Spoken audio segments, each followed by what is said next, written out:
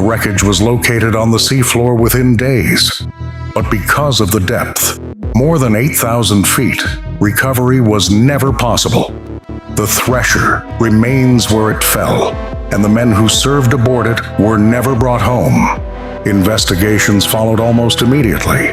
The Navy, Congress, and independent experts all attempted to determine the precise sequence of events that led to the loss of the Thresher. And the official Navy position, which emerged from those investigations, concluded that the primary cause was a pipe joint failure in the engine room, a breach that then cascaded into the flooding, the reactor shutdown, and the final descent. But this conclusion has always had its critics. The primary point of contention is the captain's own transmission. If the initial cause had truly been a catastrophic pipe failure, powerful enough to trigger everything that followed, would the captain have described it as a minor problem? Some experts argue no, that the real sequence of events was more complex, possibly involving multiple failures arriving simultaneously, or a different initial cause that triggered a secondary pipe failure. Others have pointed to broader concerns about the overall quality of the welds in the Thresher's pipe systems, an argument that takes on weight when you consider that the submarine had only recently emerged from a significant overhaul, during which those systems would have been touched, modified, or reassembled by human hands. More than 6 decades have now passed since the Thresher went down. The official cause stands, the debate continues, and 129 names remain on the memorial. The Antares, the fishing boat that never came home. The final story in today's collection is, in some ways, the most haunting of all. Not because the scale of the loss is larger, it isn't. Not because the technology involved is more impressive, it's not. It's haunting because of a very specific detail. The people responsible for the deaths didn't know what they had done until hours after it happened. Let me take you back. Jamie Russell had been working on the water for most of his adult life. He started fishing right out of high school, the kind of decision that most guidance counselors would frown at, but that the fishing communities along the Scottish coast had made generation after generation. When he was 23, he made the decision to pursue it seriously. He enrolled in the certification program, completed the qualifications needed to operate his own vessel, and began working toward the goal of becoming a captain. In 1980, he got his first boat.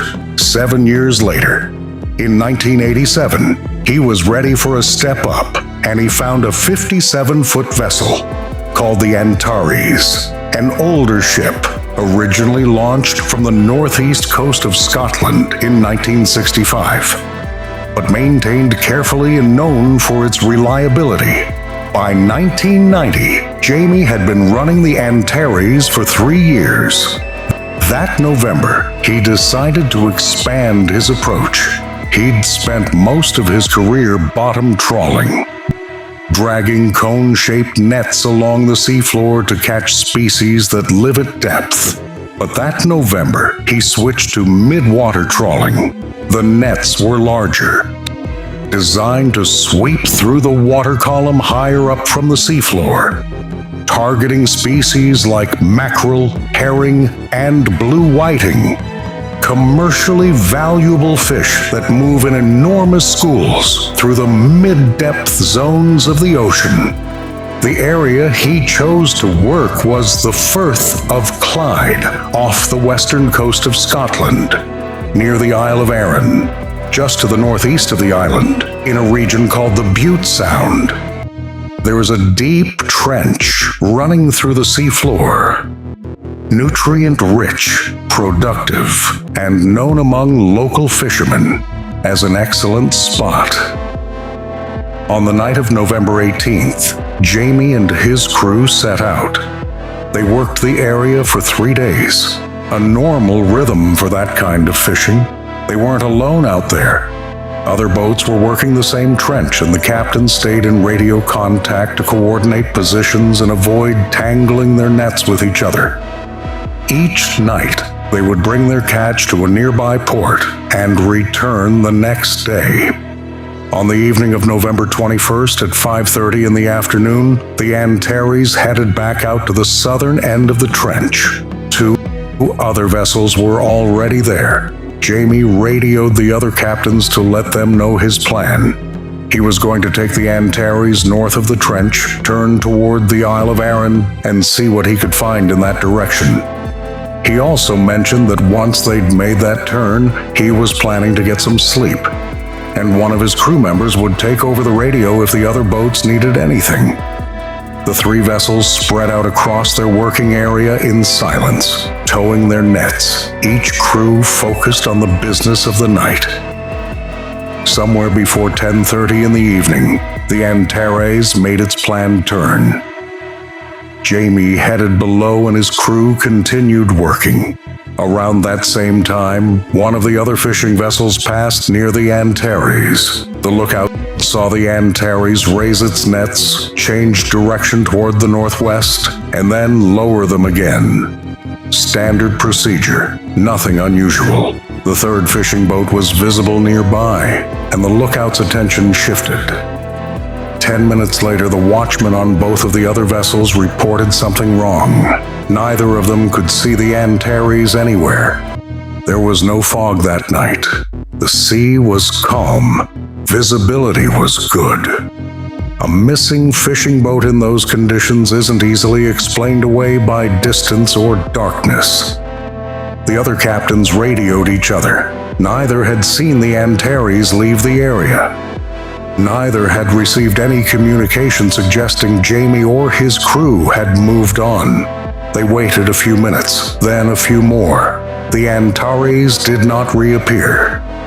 The captains assumed it must have moved far enough away to disappear from view in the night. It was an uncomfortable assumption, but there seemed to be no other explanation. There wasn't. At roughly 2 in the morning, something had already struck the Antares. Here is what had been happening on the other side of this story. On November 21st, 1990, 6 student officers and their supervising commander were aboard a British Royal Navy submarine called HMS Trenchant, a Trafalgar-class nuclear-powered attack submarine. The students were not new recruits. They were experienced naval officers, senior lieutenants and junior lieutenant commanders, competing to earn the rank of submarine commander. The course they were completing is known as the Perisher. It is widely regarded as one of the most demanding military command training programs in the world. The Perisher exists because the men who pass it may one day command nuclear weapons. The bar has to be extraordinary, and the failure rate is consistent and high. The students who had made it to November 21st were already the survivors of an earlier elimination round. That evening, one of the 4 remaining students took command of the Trenchant for a live exercise. His task was to navigate a restricted coastal environment, deploy simulated mines while evading a Royal Navy surface ship called HMS Charybdis, and then conduct a simulated attack run. By 1:30 in the morning, he had completed the mine deployment portion of the exercise. He brought the submarine up to periscope depth to locate the Charybdis for the attack run. Through the periscope, he could see the surface ship in the distance. He could also see 2 fishing boats. They were far enough away that he assessed them as not a concern, and he brought the submarine back down to complete the exercise. Half an hour later, at 2 in the morning, the exercise officially concluded. The student was preparing to hand command to the next officer when, as a final task, he was asked to complete a 180-degree turn to head back toward port. He made the turn, and the sonar picked up something. The signal suggested an object within roughly 380 yards. The The sonar system aboard the trenchant was capable of detecting proximity, but not precise location. It could tell you something was close, but not from which direction. The crew assumed the contact was the Charybdis, or one of the two fishing boats they had seen from periscope depth. They adjusted course slightly and continued. 15 minutes later, the sonar contact was still there. A minute after that, the signal grew stronger. They adjusted course again, and then, just before 2:19 in the morning, something struck the right-hand side of the trenchant's hull. The sonar operator realized almost immediately that the sound was consistent with a trawl wire, the long, heavy line that fishing boats use to drag their nets through the water. What he didn't know, what none of them knew, was that at the other end of that wire, there was still a fishing boat, the Antares. The captain ordered all engines stopped. The trenchant drifted to a halt. Something scraped along the outer hull. The commander took control and began the careful, deliberate process of trying to disengage from whatever they had snagged. Moving slowly forward, adjusting the submarine's angle, attempting to clear the wire without damaging either the trenchant or the unknown object on the surface. They brought the submarine up to just 37 feet below sea level. The sonar detected nothing obvious. One of the crew monitoring the underwater audio equipment reported hearing what sounded like a propeller spinning and some kind of surface disturbance. But it faded, and after a few more evasive adjustments, the captain brought the trenchant up to periscope depth. At the surface, everything looked normal. 2 fishing boats, nothing else visible. The captain radioed the Charybdis to ask if they had observed anything unusual. They had not. He brought the submarine to the surface and had the crew inspect the hull. They found a wire, thick with a length of chain, embedded into the housing for the sonar equipment at the front of the submarine. A pair of bolt cutters was retrieved. The wire was cut free, and the crew prepared to resume exercises. The captain radioed both of the visible fishing boats to ask if they had experienced any problems. Neither responded.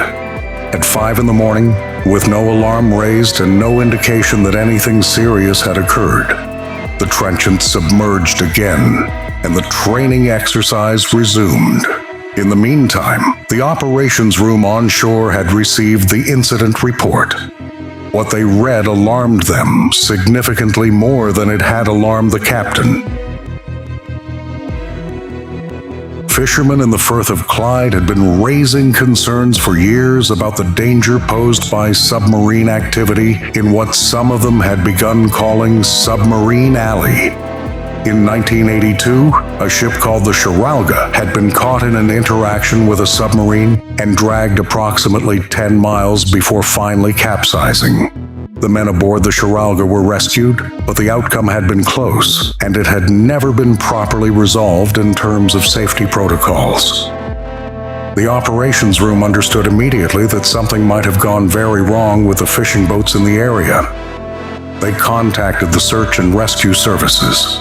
An investigation was initiated. Word was passed to the secretary of the local Fishermen's Association, who began contacting the boats that had been working the trench that night. Eventually, one of the captains who had been out there, one of the men who had seen the Antares making its final turn, was reached and questioned.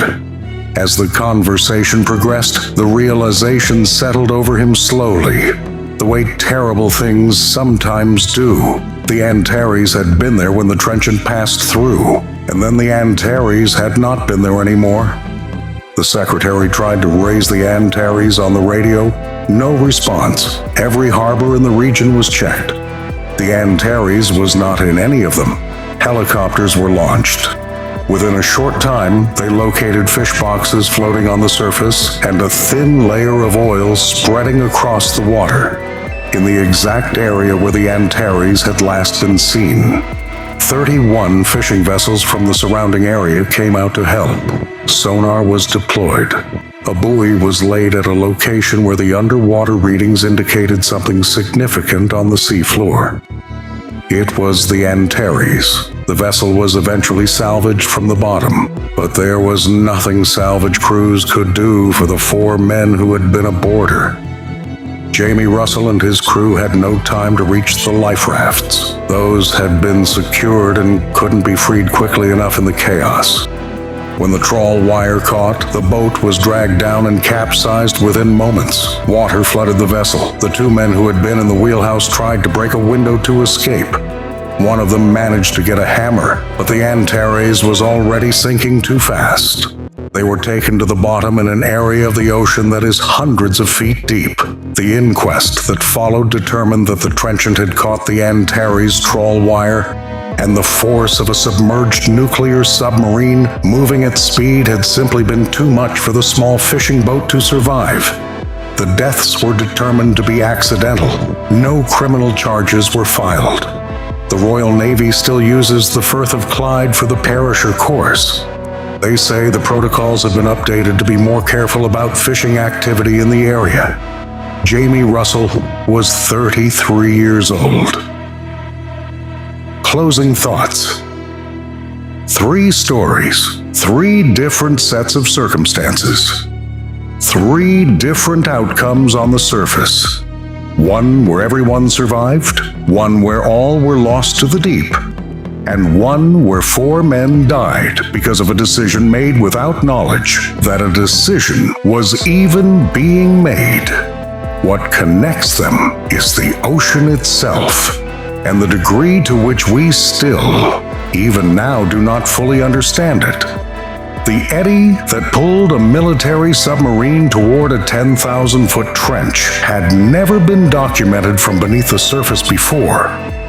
The pipe failure aboard the USS Thresher, and whether it truly was the first cause or a consequence of something else, has occupied researchers for more than 60 years without final resolution. And the collision between the trenchant and the Antares happened because the sonar technology of the time could detect proximity, but not direction, a limitation that cost 4 men their lives. The ocean is not malicious. It doesn't choose its victims. It simply operates according to forces that humans are still, generation by generation, learning to measure and anticipate. And somewhere beneath every stretch of open water, there are things we still haven't measured yet. If you found this account interesting, share it with someone who needs to understand why the deep ocean demands more respect than most people give it. Thank you for spending this time with these stories.